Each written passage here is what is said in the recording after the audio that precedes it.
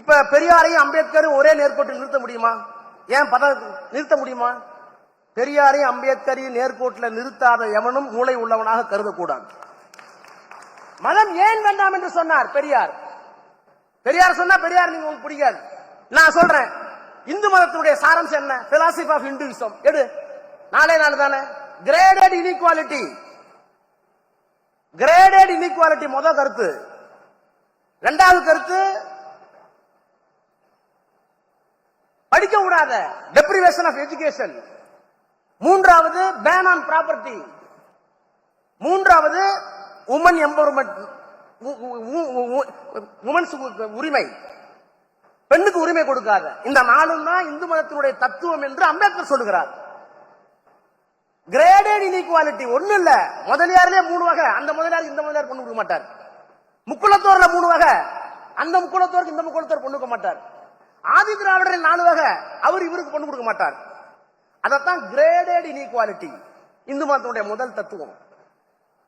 அதற்கு பிறகு பெண்ணுக்கு உரிமை கொடுக்காத, சொத்து கொடுக்காத, படிக்க விடாத யாரையும். இந்த 4 தான் இந்து மதத்தினுடைய தத்துவம் என்று பெரியார் சொன்ன போது உங்களுக்கு போக வரல. அம்பேத்கர் தான் சொன்னார் புத்தகத்துல.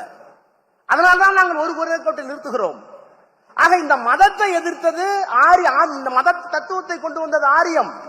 இந்த 4 கொள்கைகளையும் ஆதரித்தது ஆரியம். அதை மறுத்தது திராவிடம். அதை மறுத்தவர் பெரியார். அது சரி என்று சொன்னவர் அம்பேத்கர். எனக்கு இருக்கிற ஒரே தலைவர் அம்பேத்கர் பெரியார் சொன்னார். தமிழ்நாட்டு மக்கள் என்னிடம் வர வேண்டாம், எனக்கும் சேர்த்து தலைவர் தமிழ்நாட்டில் இருக்கிறார் என்று அவர் சொன்னார். அந்த 2 பேத்துக்கும் பிரச்சனை இல்லை. இப்ப உனக்கு என்ன பிரச்சனை? பாபு சிதம்பரனாருக்கும் பெரியாருக்கும் பிரச்சனை இல்ல. பெரியார் படத்தை பார்த்தா கும்பிடுவார். அவருக்கு இப்ப பிரச்சனைங்கிறாங்க. ஆணைமுத்துக்கும் பெரியாருக்கு என்ன பிரச்சனை? பெரியார் கூட ஆணைமுத்து வாழ்ந்தாரு, அவருக்கு பிரச்சனை. ஆக எதையெல்லாம் திரிக்க வேண்டுமோ அவ்வளவும் திரித்துக் கொண்டிருக்கிறார்கள். ஆக மதம் என்றால் இப்ப இதெல்லாம் விட்டுருவோம். இதெல்லாம் பெரியார் பேசுறது, அம்பேத்கர் பேசுறது. இன்னைக்கு என்ன திராவிடம்? இன்னைக்கு ஒண்ணும் இல்ல. சமத்துவம் பேசுவது யார்? ஆதிக்கத்தை ஏற்றுக்கொள்வது யார்?